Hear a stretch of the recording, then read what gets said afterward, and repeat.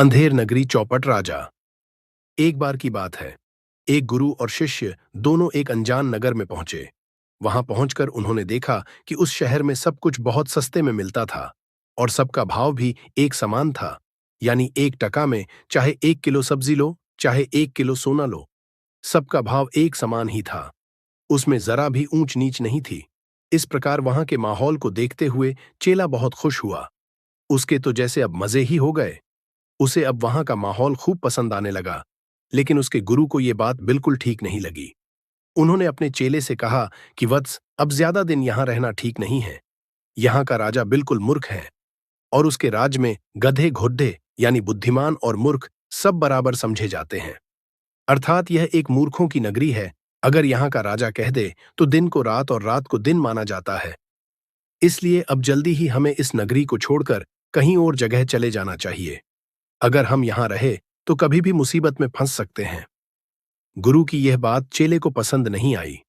उसने कहा कि गुरुजी, मुझे तो ऐसा कुछ भी नहीं लगता।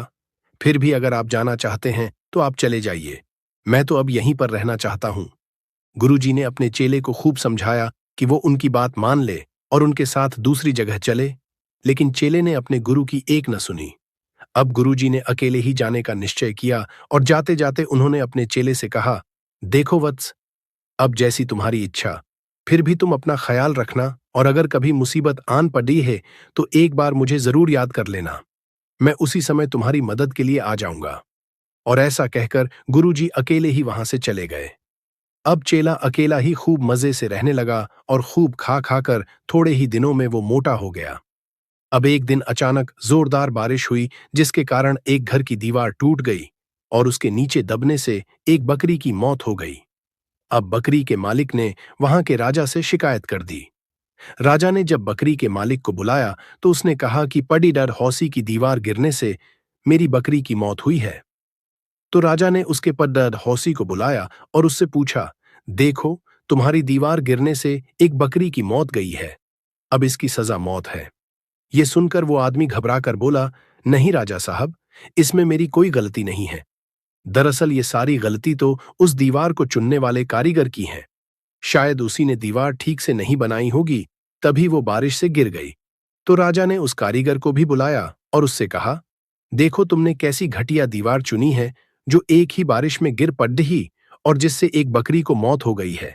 इसलिए अब मैं तुम्हें फांसी की सजा देता हूं। ये सुनकर कारीगर बहुत घबरा गया और उसने कहा, महाराज, इसमें मेरी कोई गलती नहीं है, क्योंकि मैंने तो पूरी ईमानदारी से उस दीवार को चुना था। अब ये तो उस व्यक्ति की कमी हो सकती है जिसने उस समय दीवार का मसाला तैयार किया था। लगता है उसी ने ठीक से मसाला तैयार नहीं किया होगा। यदि वो पूरी ईमानदारी से काम करता तो आज वो बकरी जिंदा होती। अब राजा ने उस व्यक्ति को भी दरबार में बुलाया और उससे कहा, देखो, तुमने कितना घटिया काम किया है। तुमने उस दीवार को चुनने का मसाला भी ठीक से तैयार नहीं किया। तुमने सरासर काम चोरी की है। अतः अब तुम्हें फांसी की सजा दी जाती है। ये सुनकर वो आदमी बहुत रोया और उसने राजा से खूब मिन्नतें की कि उसकी जान बख्श दी जाए, लेकिन राजा अपने फैसले पर कायम रहा। अब फांसी का फंदा तैयार किया जाने लगा। जब उस आदमी को फांसी दी जाने लगी तो फांसी का फंदा उसके गले में ढीला रह गया, यानी फंदा थोड़ा ज्यादा बद्धा बन गया था। अब क्या किया जाए, क्योंकि फंदा थोड़ा बद्धा बन गया, फिर भी फांसी तो हर हाल में दी जानी थी, फिर चाहे किसी दूसरे को ही क्यों न देनी पड़े। इसके लिए अब ऐसे आदमी की तलाश की जाने लगी जिसके गले में वो फांसी का फंदा फिट बैठ सके। अब राजा के सिपाही ऐसे व्यक्ति की तलाश करते हुए उसी चेले के घर तक जा पहुंचे। उन्होंने उस चेले को पकड़ा और जब उसके गले का नाप लिया तो फंदा एकदम फिट बैठ गया। अब सिपाही उस चेले को लेकर आए और फांसी पर चढ़ाने की तैयारी करने लगे। ये देखकर चेला बहुत घबरा गया। उसने राजा से खूब मिन्नतें की कि उसकी जान बख्श दी जाए, क्योंकि उसने तो कोई गुनाह ही नहीं किया है।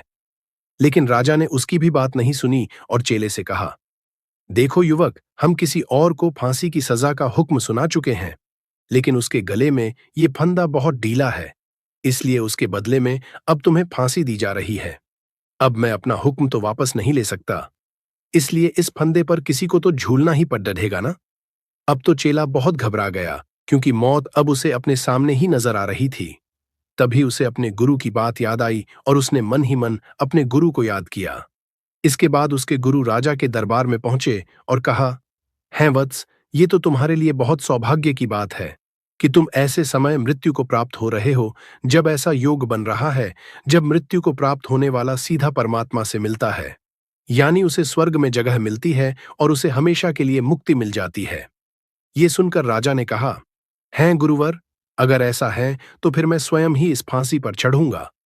फिर उसने सैनिकों को हुक्म दिया कि अब फांसी के फंदे पर उस युवक को नहीं, बल्कि उसे ही फांसी पर चढ़ाया जाए। इसके बाद राजा को जल्दी से फांसी पर चढ़ा दिया गया और इस प्रकार एक चौपट राजा अपनी ही मूर्खता से मारा गया। कहानी से शिक्षा: जिस देश का राजा मूर्ख हो, वहां न्याय की उम्मीद करना बेकार है।